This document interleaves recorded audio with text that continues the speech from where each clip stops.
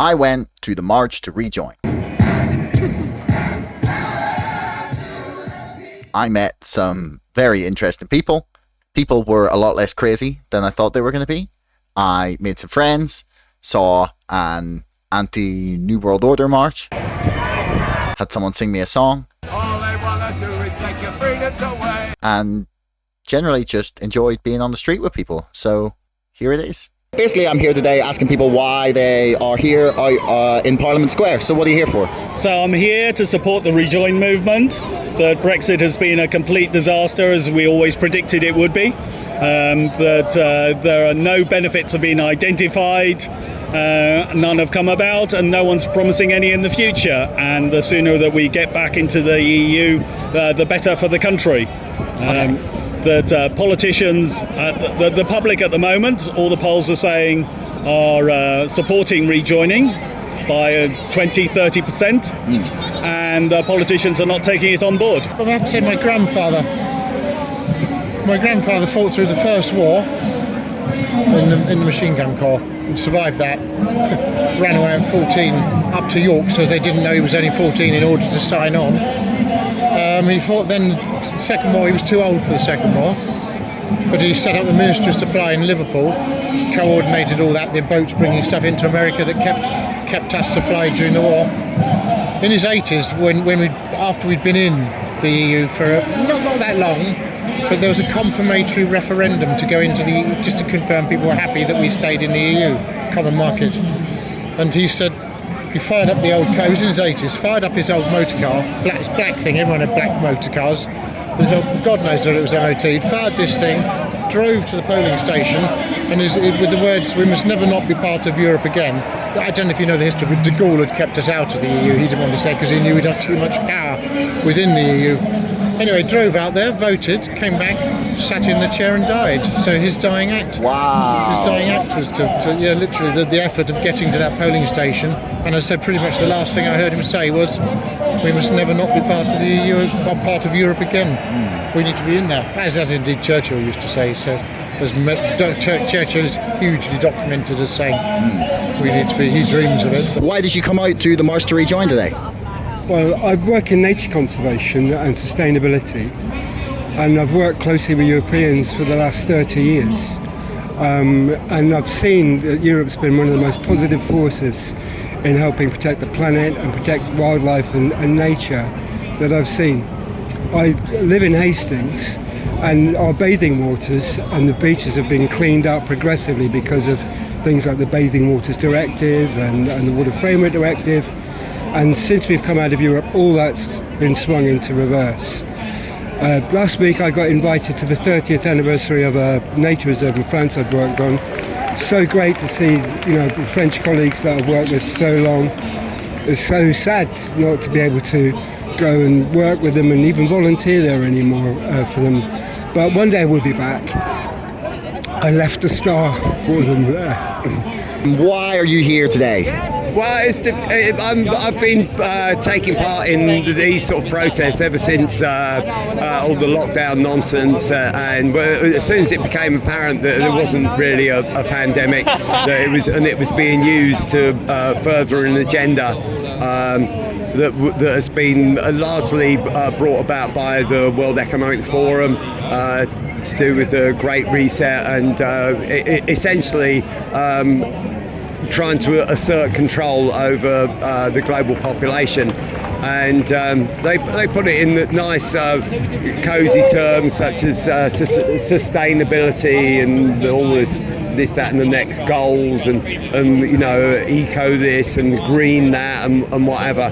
And what actually lies behind it is a surveillance society where you have very little freedom, very little right to movement.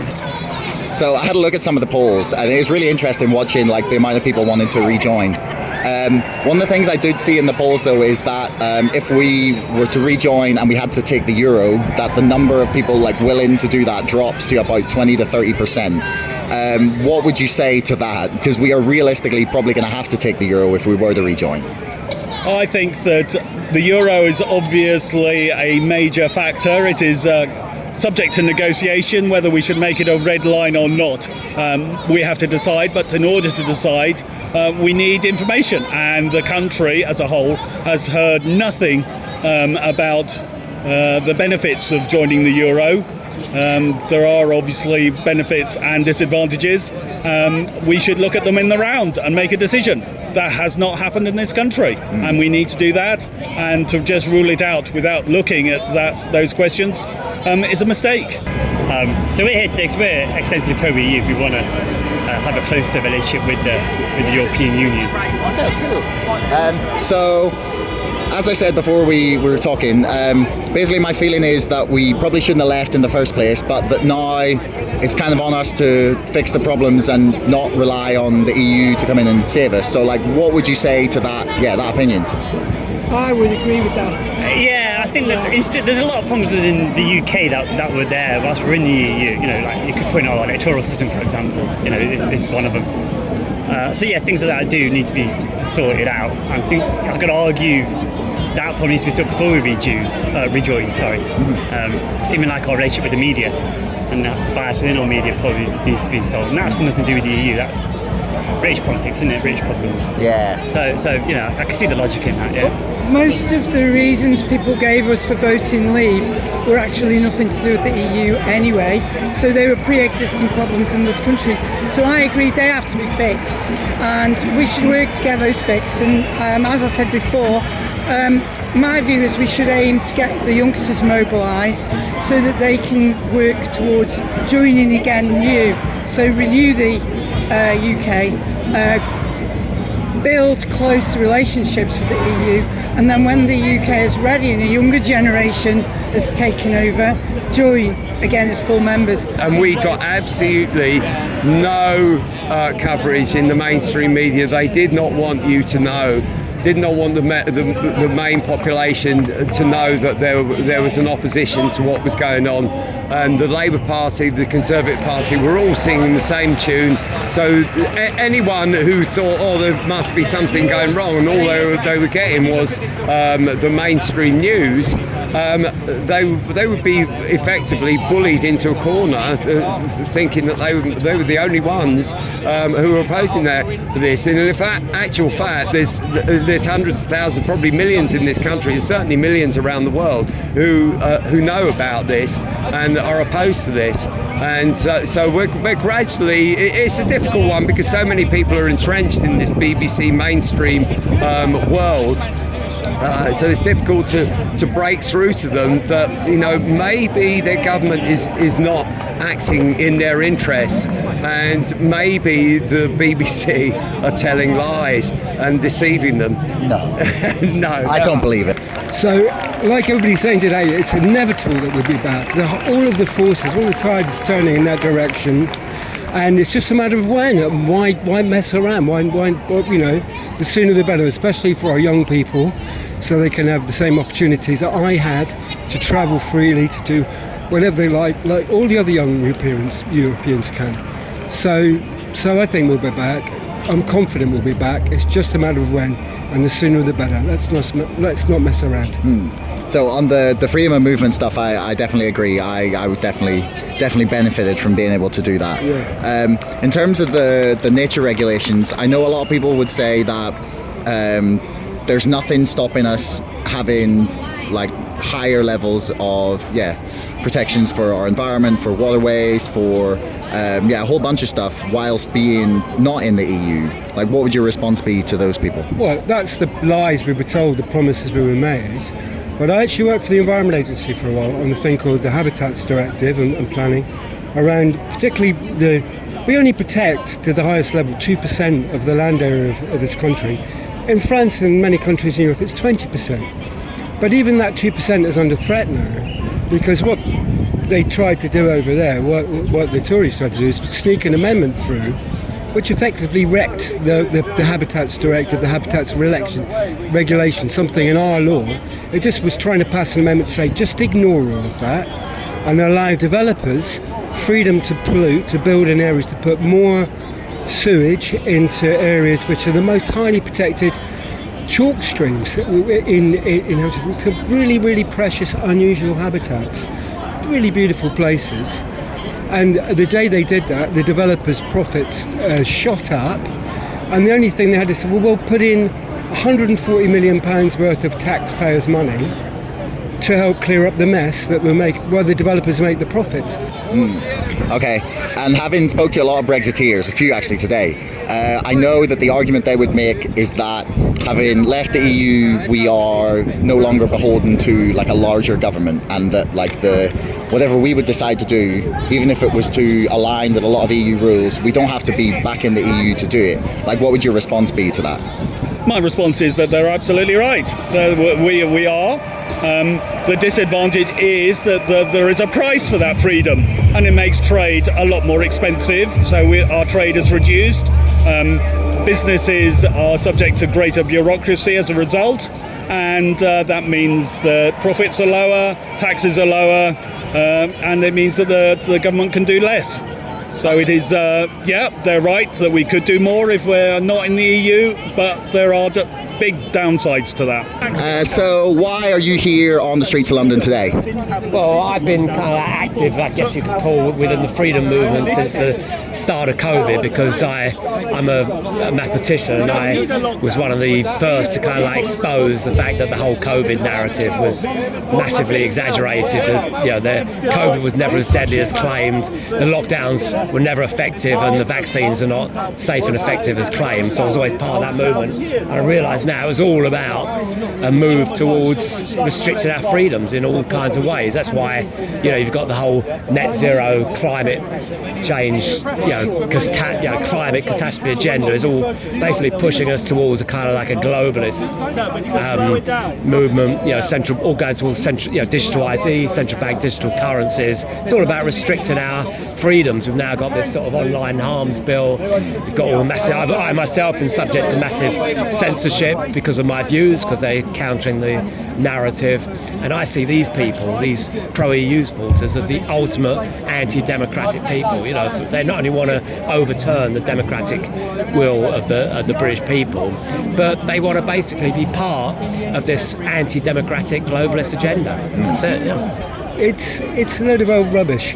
If we want protection, and if we want to be able to hold our government to account for the international protections for our most precious places that they signed up to, then we have no confidence in them. We need to be back in Europe, so we're all up those high standards, and we keep those high standards, because really all of those standards have only been lowered, completely against the promises of people like Michael Gove, who said that they'd go up. It was just another lie that people were sold. Yeah, well, I couldn't agree more in terms of them being liars.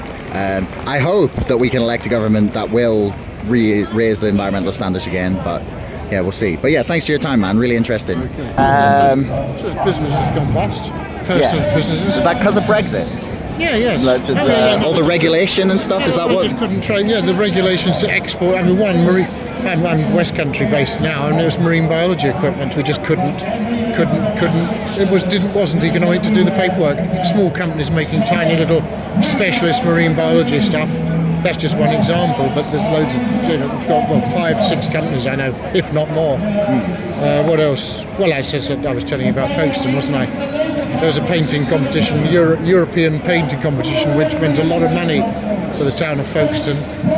It started as a European thing. I was one of the judges of the painting, but it brought a lot of money into Folkestone, which is a pretty run-down town and needs any money it can get.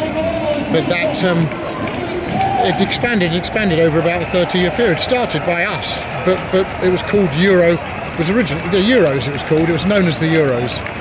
But eventually, Canada, America, Japan, Thailand, Russia, everyone started signing up. So it was a huge wodge of money into Folkestone. September 2016, after the vote, they held it. It was held. Never held again. They even though we British people had started, that had died in the meantime, the committee, they just took it. It now takes place in Eindhoven in Holland, and we're no longer part of it. So I know that what a lot of their arguments would be essentially if the British people then decided that a majority of them wanted to go back into the EU, that would also be a democratic decision. Like, what would your response be to that?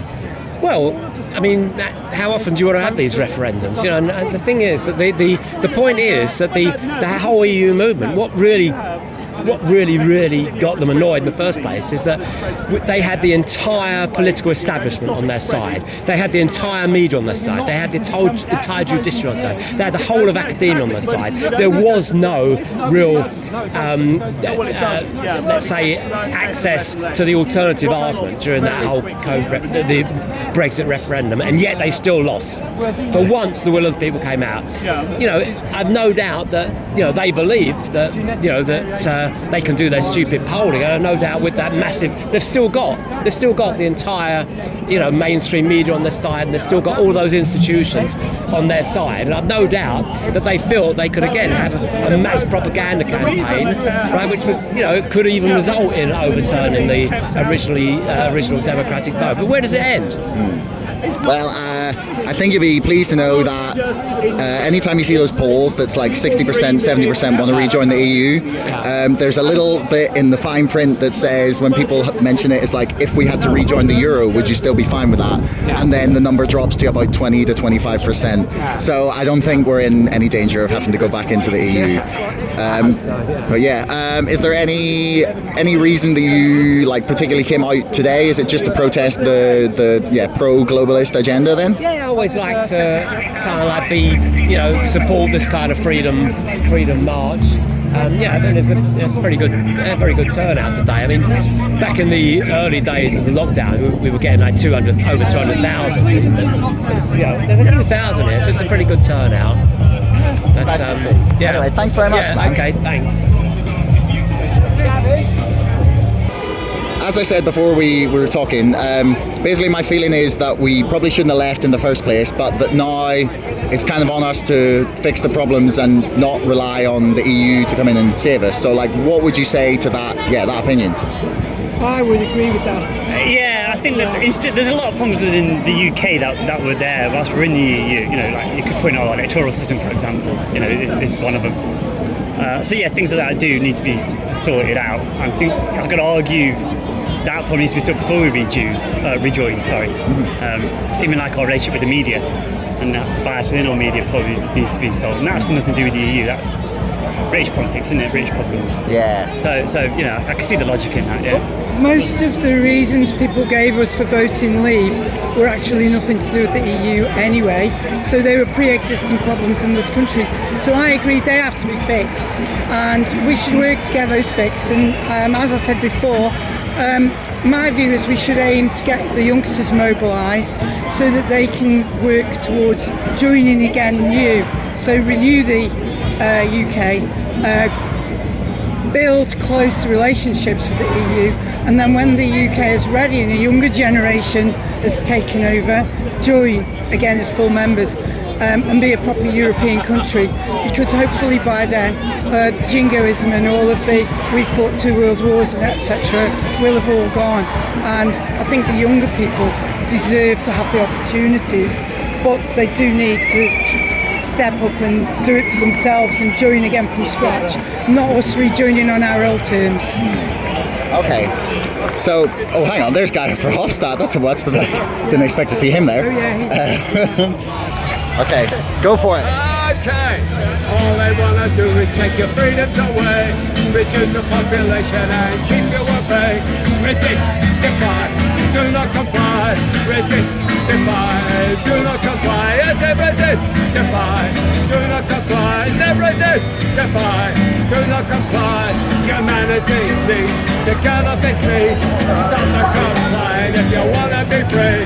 Resist, defy, do not comply. Resist, defy, do not comply. I said resist, defy, do not comply. I said resist, defy, do not comply. Awesome.